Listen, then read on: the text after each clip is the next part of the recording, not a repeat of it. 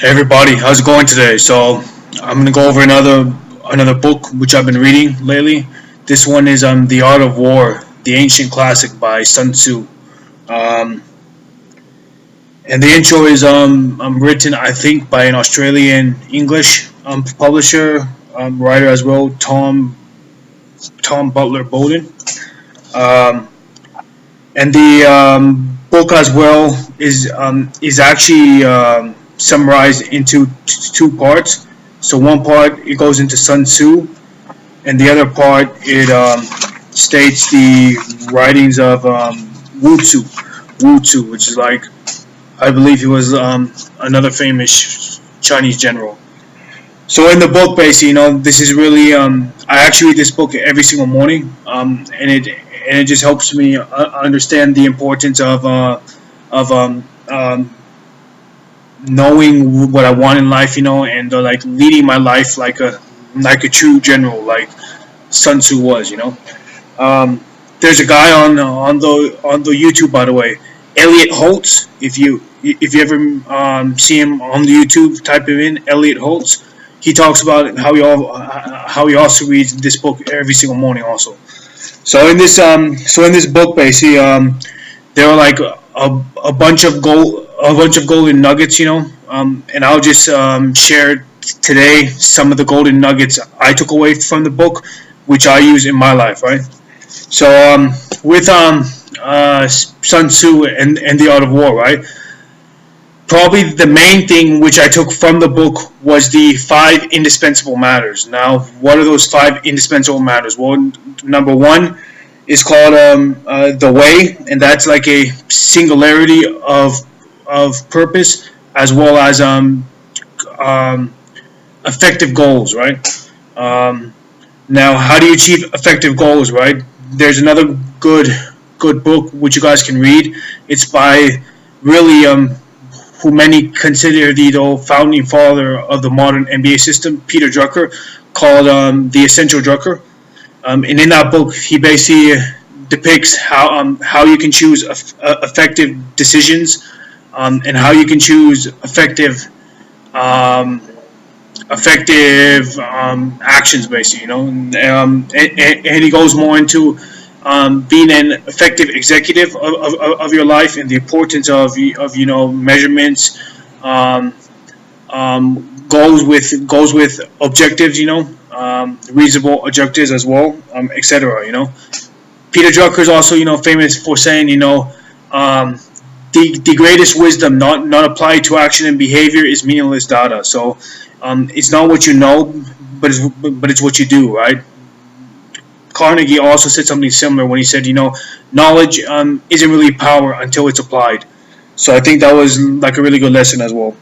So in the book, basically, number 2 and 3 of the five indispensable matters is heaven and earth, right? So what does Sun Tzu mean by heaven and earth? Basically, what he means there is the importance of the social, political, and economic environment which you surround yourself in, basically. So in the book, Sun Tzu as well talks about the importance of self-knowledge and field knowledge, right? So Peter Drucker as well talks about this also. You got to know thyself, basically, and that's self-knowledge. So yeah, you have to know what are your strengths, what are your weaknesses, what are the best things you do in life, basically. What are your ambitions, what are your passions, etc. Right? And then of course we have the like field knowledge, which is what Sun Tzu refers to, basically, right? And that's just basically being more curious in your life, basically. The analogy I use basically is from the books of Sherlock Holmes by the great Sir Arthur Conan Doyle, basically. He writes about how Sherlock Holmes sought the importance of being curious in life, experimenting a lot of times, reading about a lot of stuff, wanting to know what was around him, etc. Right?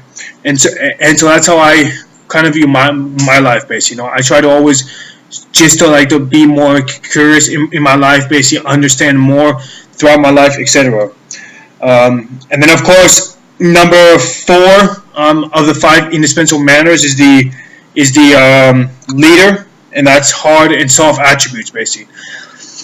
So what Sun Tzu means here, basically, we people can take it however they want to take it, right? But I want to use the analogy of the great Warren Buffett. He always talked about tangible, intangible assets, basically, right? So like, what are your intangible assets? Persistence, determination, courage, confidence, conviction, etc. Right? Perseverance, etc. And then what are your tangible skills? Right? Playing a sport, playing an instrument, speaking multiple languages. Um, um, I would say as well, probably doing two jobs with two different professions, if that's what you like, etc. Right? So this is what Sun Tzu meant by hard and soft attributes, right? If you guys want as well, I use the analogy of Warren Buffett when he always talks about his mentor Benjamin Graham, and he talked about how his mentor Benjamin Graham, who's considered by a lot of people as the founding father of Wall Street. I'm not sure if that's true. I don't know, but that's what you can read about him. And he also wrote a really good book, The Intelligent Investor, which is a fascinating book. Basically, it explains the importance and certain ways of how you invest in the stock market. If that's what you like, that's not my personal interest per se. But in the Warren Buffett's analogy, basically, right? He uses the fact how like when he was growing up, basically, right? He went to Wharton University, I think it was, and then from Wharton, basically, then he met Benjamin Graham, and then of course Benjamin Graham mentored him, basically, right? And Warren Buffett said, that Benjamin Graham told him basically that how I figured out the traits and the futures I wanted to have in me, basically, right? I just looked around to people who I admired, basically, and I just basically assimilated them, basically, and that's all there is to it, right? So yeah, you can do the same. I do the same, basically, right? So I try to look around some of my friends, some of my mentors, people who have done it big in life, basically, and then I see some of the qualities and some of the traits they have, and then I try to then follow that. It's sort of, although I wouldn't take it this way, of course, because the book is not written like that, but it's sort of like this Rich Dad Poor Dad Robert Kiyosaki book. I try to view it as my rich friends, poor friends. So yeah, the rich friends, those who like to make a lot of money, have it all in life, are doing what they love. It doesn't even have to be money, but at least they're doing what they love. And then you have my poor friends who always talk about themselves. Um, don't make much money, wine, wimp, etc. Right? We all can relate to this in life, right? So can you probably. And then of course, number five, basically, right, of the five indispensable matters was the importance of law, basically, and what Sun Tzu meant by that was the importance of setting priorities in your life. So first things first. So as what Stephen Covey wrote in his book, The 7 Habits of Highly Effective People, he talks about the importance of doing the important things first. First things first, period, people.